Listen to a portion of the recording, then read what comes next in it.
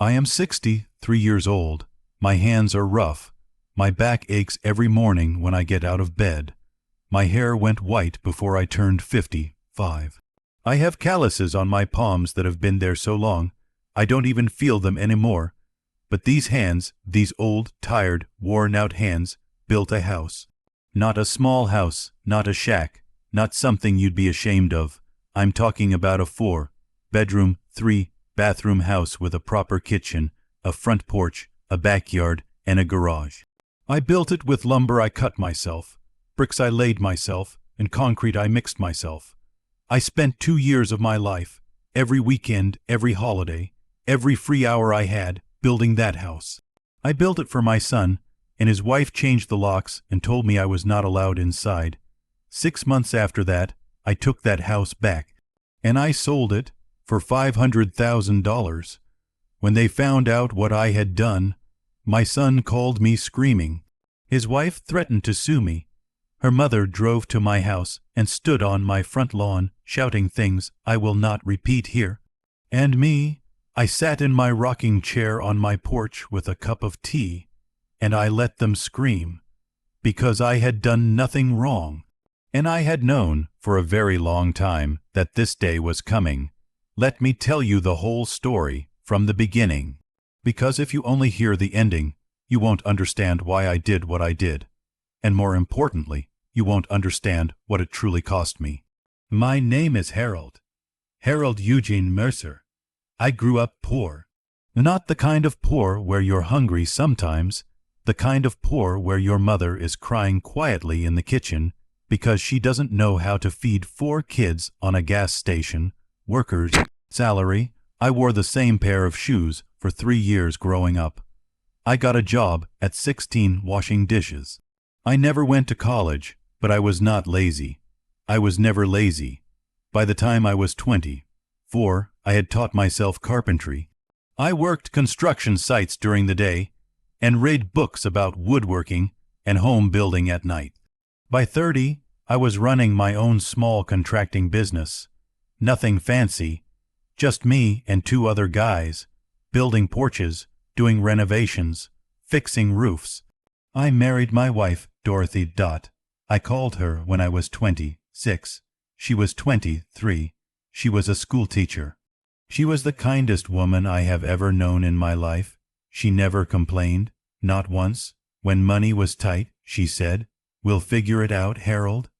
When we lost a contract and I was scared we'd lose the house, she said, "We've been through worse, Harold. We'll be okay." We had 2 children. Our daughter, Renee, who is 2 years older, and our son, Marcus, my boy. I loved that child more than I can say. From the moment he was born, I looked at him and I thought, this is why I work. This is why I get up every morning. He had Dot's eyes and my stubbornness. He was smart. He went to college, which I was so proud of that I cried in the parking lot when we dropped him off. Didn't let him see me cry, but I cried. He graduated, got a job in insurance, and then, when he was 29 years old, he met a woman named Cassandra. Cassandra, I want to be careful here, because I am not a man who speaks badly about people. I believe everyone has good in them. I believe in second chances and third ones, but I also believe in honesty, and so I will be honest with you. From the very first day, Marcus brought Cassandra home to meet us. Something felt off. She was beautiful, yes. Polished, she always dressed well, always said the right things on the surface. When she met Dot, she said, "Oh, Marcus talks about you all the time. You sound like such a wonderful mother." She hugged Dot. She smiled, but she did not look Dot in the eyes when she said it. And when she shook my hand, she looked at my rough, calloused, working man hands, and I saw it, just for a half second, a look of something. Not quite disgust, but something close, like she had touched something unpleasant and was being polite about it. I told myself I was imagining things. I told myself that a lot, over the next few years. Marcus and Cassandra got married 2 years later. The wedding was nice. I paid for a third of it, which was more than I could really afford, but Marcus was my son, and I wasn't going to let him down. Cassandra's parents were there. Her father, Gerald, was a finance man. Her mother, Patricia, wore a hat like she was at a royal wedding and spoke to me for exactly 4 minutes the entire day. At the reception, I overheard Patricia say to one of her friends, and I do not think she realized I could hear, "He's a contractor, construction. Cassandra could have done better, but Marcus is a sweet boy." I picked up my glass of sparkling water and walked to the other side of the room. I didn't say anything. I didn't say anything then. That was my first mistake, some people might say. But that's not who I am. I'm a quiet man. I believe in patience. I believe that time shows you who people really are, and that getting into arguments at your son's wedding serves nobody. So I stayed quiet, and I watched, and I waited. About 1 year after the wedding, Marcus came to me with a problem. He and Cassandra were renting an apartment, and Cassandra was pregnant. They wanted to buy a house. But the market was brutal. Prices were up, interest rates were rising, and they couldn't afford anything in the neighborhood Cassandra wanted. "Dad," Marcus said, sitting in my kitchen one Sunday afternoon, "I don't know what to do. Cassandra wants a house by the time the baby comes, but everything decent is out of our budget." I looked at my son, 31 years old, worried, tired, trying to be everything to his new wife and growing family. And I said, "What if I build you one?" He stared at me. "Dad, you can't." "Marcus," I said. "What have I been doing for 40 years? I build houses. I know people. I can get materials at cost. I still have my crew. Let me do this. Now, here is the most important thing I need to tell you, and I need you to remember it, because everything that comes later depends on it. I owned a piece of land. About 12 years before all of this, I had bought a half-acre lot on the edge of town. It wasn't much to look at then. It was overgrown, cheap, in an area that people said was up and coming. But nobody really believed it. I bought it for $22,000. I paid cash for it.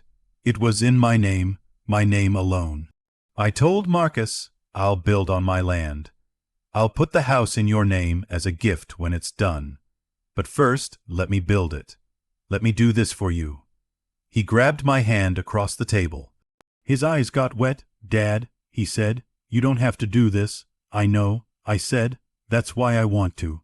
What Marcus did not tell me until later, much later, too late, was that when he went home and told Cassandra, her first response was not gratitude. Her first response was, "What kind of house will he build? I'm not living in something that looks like a barn." Marcus didn't tell me that then. He told me she was excited. He told me she was grateful. I found out the truth a long time later, and by then, it didn't surprise me at all. Part 4. 2 years of my life I started building in the spring. I want you to understand what this means for a 61-year-old man who runs a small business. I was not some wealthy developer with unlimited resources. I was working my regular jobs Monday through Friday. On Saturdays and Sundays, I was at that lot. I got up at 5 in the morning on weekends. I drove to the site. I worked until the sun went down. My friend and former crew member, Big Tom, helped me on most Saturdays. My brother-in-law, Gene, helped when he could. Dot used to bring us lunch, sandwiches in a cooler, and sit on a folding chair and watch us work. And she'd say things like, "Harold, that wall looks beautiful," and I'd feel like a young man again. Cassandra came to see the site exactly twice during the 2 years of construction.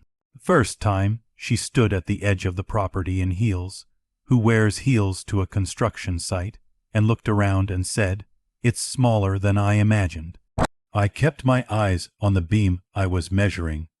The second time she came, the house was about 60% done, and she walked through the framed rooms with her phone out, taking photos.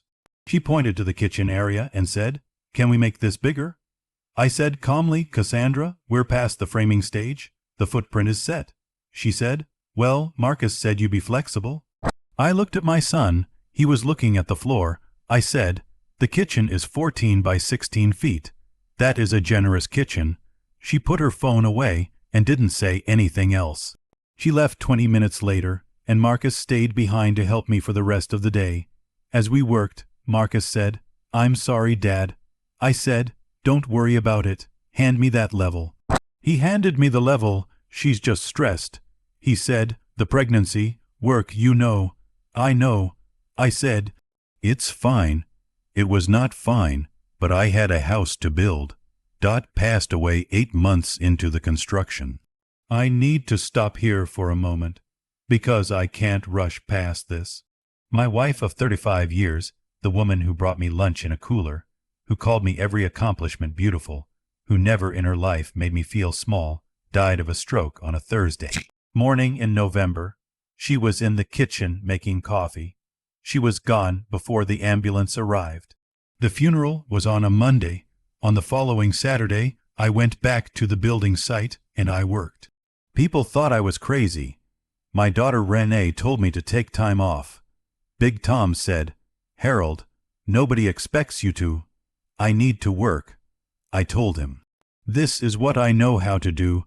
The truth is, and I don't think I've ever said this out loud before, I kept building because of Dot, because she had sat in that folding chair and looked at the rising frame of that house with so much pride in her eyes.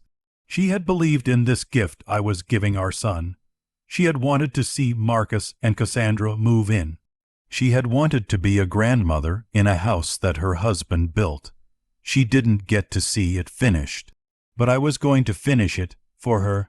The house was completed in late autumn of the second year. It was beautiful. I say that not to brag, but because it simply was. 4 bedrooms, 1 for Marcus and Cassandra, 1 for the baby, 1 for a home office, and 1 guest room. Hardwood floors throughout. A stone fireplace in the living room that I built by hand. A wrap-around front porch with wooden railings I carved myself. A kitchen with custom cabinets I built. A backyard with a stone pathway to a small covered patio. It was the best work I had ever done in my life. I had put everything into it, my skill, my grief, my love, my years, and it was still in my name. Here is where I have to tell you something that people have questioned me about since all of this happened. Why didn't I transfer the deed to Marcus right away? The answer is simple. The paperwork. I had started the process of transferring the deed, but there was a lien issue from an old unpaid contractor's bill that I had to resolve first, not my bill. An old bill from the previous owner of the land that had attached to the title years ago. My lawyer, a man named Philip Alcaffer, who I have known for 20 years, was working through the process. It was going to take 2 to 3 months to clear. Marcus knew this. I explained it to him clearly. I said, the house is yours. I'm giving it to you, but the paperwork will take a few months. Until then, it's technically in my name, but you two move in, make it your home, and as soon as Phil clears the title, I sign it over. Marcus said, of course, Dad, we understand. Cassandra said nothing. She was looking at the fireplace. They moved in on a Saturday. I helped them move boxes. I installed a ceiling fan in the master bedroom as a housewarming gift. I put together the baby's crib. Little Grace had been born 3 months earlier, and she was the most beautiful thing I had ever seen, with Dot's eyes, clear as rainwater. I drove home that night feeling lighter than I had in years. Empty, yes, because Dot wasn't there to celebrate with me, but proud, grateful, like I had done what I was put on this earth to do. 3 weeks later, I drove to the house to drop off a rocking chair I had built for the baby's room. A surprise, I had been working on it in my shop for weeks. I knocked on the front door, no answer. I rang the bell. No answer, but I could hear the TV inside, and I could see Cassandra's car in the driveway. I reached into my pocket for my key. I had one copy of the house key, which I had kept as the owner of record until the title transferred, and I tried to put it in the lock. It didn't fit. I tried again. I stood there for a full minute, confused, trying my key in a lock that would not accept it. The lock had been changed. I called Marcus. He didn't answer. I called again. He picked up on the third call. "Dad, hey, what's up?" "Marcus, I'm at the house. I came to drop something off. The lock is different." Silence. "Marcus, yeah, He lowered his voice. "Cassandra thought it would be better, you know, for boundaries. We're a family now. We wanted our own space." I stood on the porch of the house I built with my hands. I looked at the wooden railing I had carved. I looked at the stone pathway I had laid, stone by stone. "I see," I said. "Dad, it's fine, Marcus. You're not mad." I set the rocking chair down gently on the porch. "I'm going to leave something on the porch for little Grace," I said. "Please bring it inside when you get a chance." I drove home. I did not cry. I was past the age of crying easily, but I sat in my driveway for a long time before I went inside. Over the next 6 months, things got worse, quietly, slowly. The way termites work, you don't see the damage until the structure is already compromised. I was not invited to Thanksgiving at the house I built. Marcus called me the day before and said, "Cassandra's parents are coming, and it's going to be kind of crowded." I had Thanksgiving with my daughter Renee and her family. Renee, who had seen everything, who knew everything, sat across from me at her table and said, "Daddy, when are you going to do something?" "Pass the cranberry sauce." I said, "Daddy, I'm handling it, Renee, my way." She looked at me with Dot's eyes because Renee has her mother's eyes, and she said, "Mama would be so angry right now." "Yes," I said, "she would." But here is the thing nobody knew, nobody except Philip Ockhaffer, my lawyer. While all of this was happening, something had occurred with the land values in that area. Remember when I said I bought that half-acre lot for $22,000 12 years earlier because people said it was up and coming? But nobody believed it. People started believing it. A commercial development company had purchased 3 large parcels nearby. A new shopping complex was going in. A tech company had announced an office park less than a mile away. And suddenly, the land values in that area had exploded. Philip called me one afternoon. "Harold," he said, "I need you to sit down." "I'm already sitting." The appraisal came back on the property for the title transfer, and, Harold, the house and land appraised for $520,000. I said nothing for a long moment. "Harold, you there?" "I'm here," I said. "Say that number again." He said it again. I had built Marcus a house that was worth over $500,000. The land alone had gone from $22,000 to well over $200,000. The house, my labor, my skill, my 2 years of weekends made up the rest. And then Philip said the other thing. "Harold, I also need to tell you the lien issue is resolved. I can file the transfer papers anytime you're ready.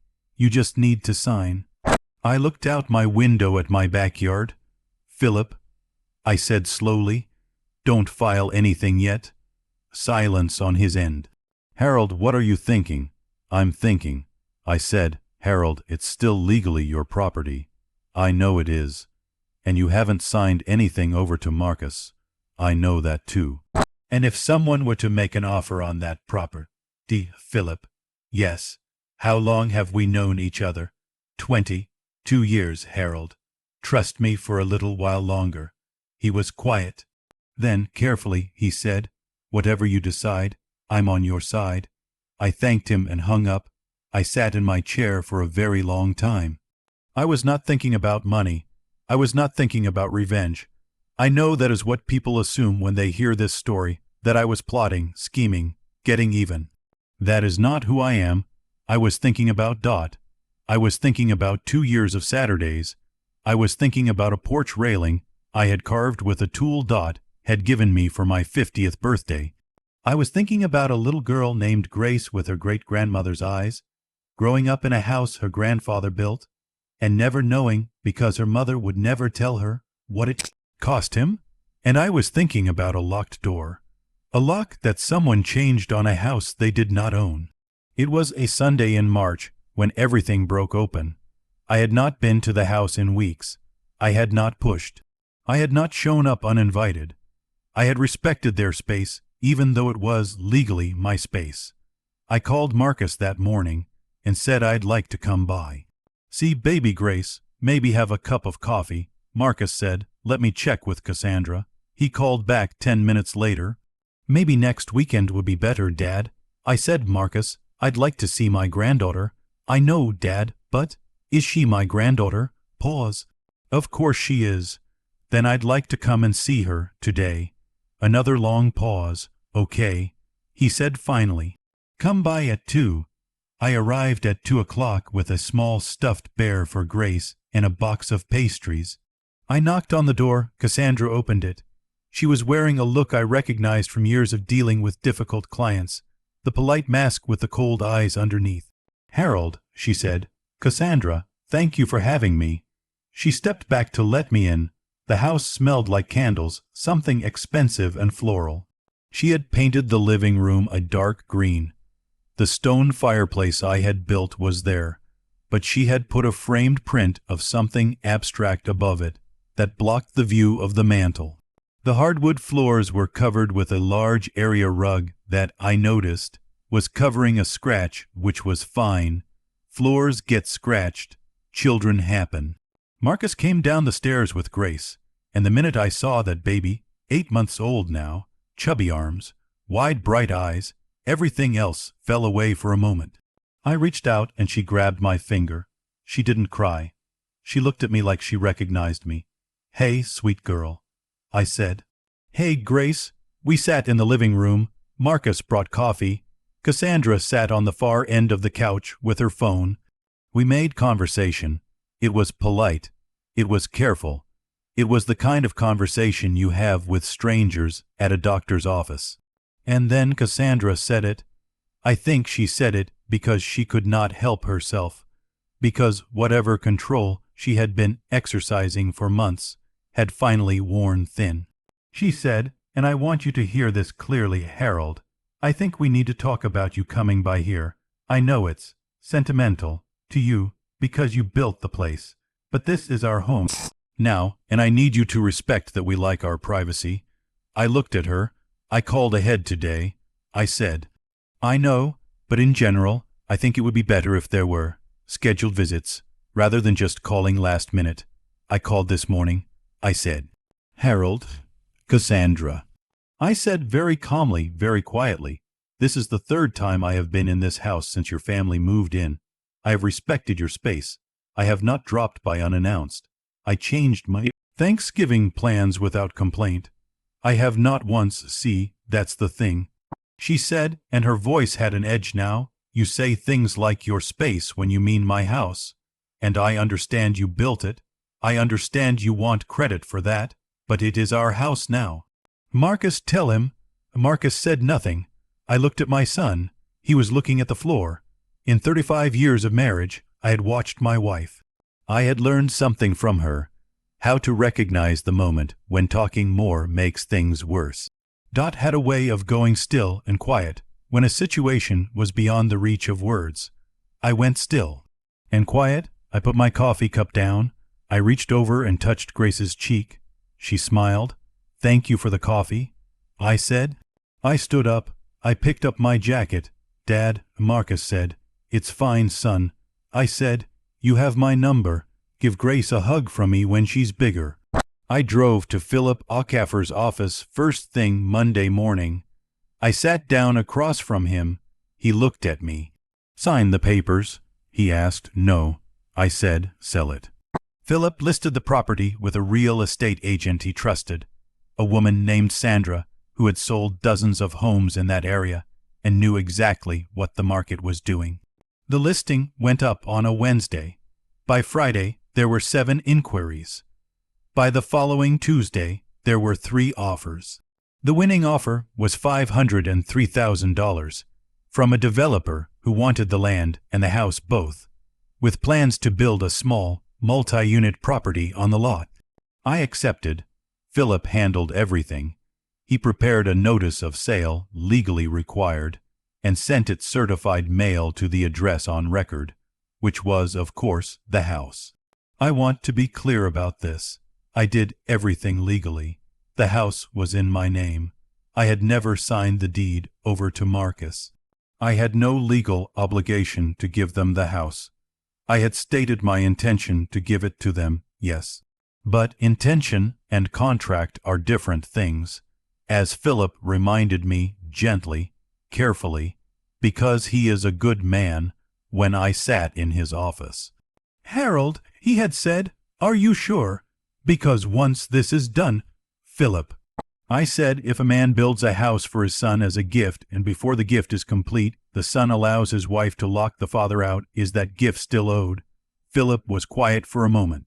"Legally, the gift was never formalized. The property is yours. You owe nothing. And morally," he looked at me carefully, "I think you already know your own answer to that, Harold." I did. The closing was scheduled for a Thursday. The certified mail notice would have arrived at the house the week before. I did not call Marcus. I waited. He called me on a Monday. When my phone rang and I saw his name, I stepped out onto my back porch, into the late afternoon sun, and I answered. "Dad," his voice was strange, tight and high. "Dad, we got a letter." "I know." "What?" He stopped. "What did you do?" "I'm selling the property, Marcus." The silence on the line was so complete I could hear him breathing. His voice broke. "Dad, that's our home." "Yes," I said. "It was supposed to be, Dad. You have 30 days to vacate. That's the legal requirement, and the buyer has agreed to honor it." "You can't," his voice cracked. "Dad, Cassandra is this is where she's growing up. Dad, this is—" I closed my eyes. "Marcus," I said, and I was not hard when I said it. I was not cold. I was just honest. "I built that house for you. I spent 2 years of my life. I built it the year your mother died. I carried grief and love into every wall of that building. And the thank you I received was a changed lock and a scheduled visitation to see my granddaughter." Silence. "I'm not a man who forgets what he's owed," I said, "but I'm also not a man who throws away love. The house was always a gift of love, Marcus. But you can't change the locks on love and expect it to stay." I heard him crying. "Dad," he said. "Dad, I'm so sorry. I know you are, son." I said, "I know. Can we talk?" "Can I come over?" "Can we? You can come over," I said. "My door has never been locked to you." He came over that evening, without Cassandra. He sat across from me at my kitchen table, the same table where I had told him I would build him a house, and he looked like a man who had been deflated, smaller than I remembered. "Tired," he said. "Cassandra wants to sue you." I nodded slowly. "Her father knows a lawyer?" "They're saying you made a verbal agreement." "They're saying you have a moral obligation." "Philip Acaffer has been my lawyer for 22 years. I said. "He's very good." Marcus rubbed his face with both hands. "Dad, I don't want to sue you." "I know you don't." "I don't agree with it," I told Cassandra. "Marcus." I leaned forward. "I want to ask you something, and I need you to be honest with me." He looked up. "Did you tell Cassandra to change the locks?" A long pause. "No," he said. "She did it. She said it was she said she wanted." He stopped. "I didn't stop her. I should have. I knew it was wrong. I knew it would hurt you. I didn't stop her. And Thanksgiving." He looked at the table. "And every time you said maybe next week," his shoulders dropped. "I'm sorry, Dad," he said quietly. "I chose wrong, over and over. I chose to keep the peace at home, and I kept hurting you. And I told myself you were fine, that you were tough, that you didn't mind." "I minded," I said. "I know. Your mother would have minded on my behalf even if I hadn't." He flinched, and then, very quietly, he said, "I miss Mom." "So do I," I said. We were quiet for a while, then I said, "The sale is done, Marcus. I can't undo it, and I won't, but I want you to listen to me now." He looked up. "I put $100,000 from that sale into a trust account, for Grace, for her college, her future, whatever she needs. Philip has the paperwork. It cannot be touched by anyone except Grace when she turns 21. Marcus stared at me. "The rest, after taxes and fees, I am keeping. I have earned it. I built that house with my hands, and I am 60, 3 years old, and my back hurts, and I have no one to grow old with because your mother is gone. I am going to use that money to make my life comfortable. I make no apology for that." He nodded, slowly. "And you and Cassandra?" I said carefully, "You will find a place to live. You both have jobs. You are not helpless. It may not be the house I built. It may not be the neighborhood she wanted, but it will be yours. Honestly, yours, and maybe that will be worth something." He was crying again, not the desperate, panicked crying from the phone call. Something quieter, something that had been waiting to come out for a long time. "Will you forgive me, Dad?" he asked. I looked at my son, my boy with his mother's eyes and my stubbornness. "I already have," I said. "That's not the question. The question is whether you will do better. Whether you will be the kind of man who doesn't let the people who love him get locked out." He nodded. "Come see me more," I said.